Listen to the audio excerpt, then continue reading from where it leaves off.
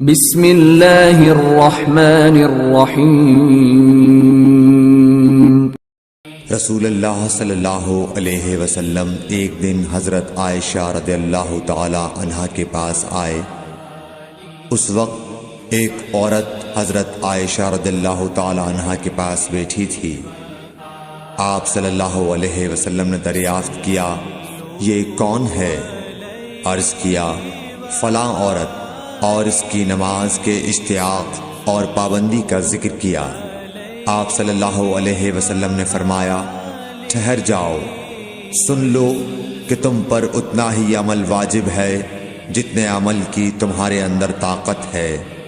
اللہ کی قسم، ثواب دینے سے اللہ نہیں اکتاتا، مگر تم عمل کرتے کرتے اکتا جاؤ گے، اور اللہ کو دین کا وہی عمل زیادہ پسند ہے جس کی ہمیشہ پابندی کی جا سکے، اور انسان بغیر اکتائے اسے انجام دے۔ صحیح بخاری حدیث نمبر 43۔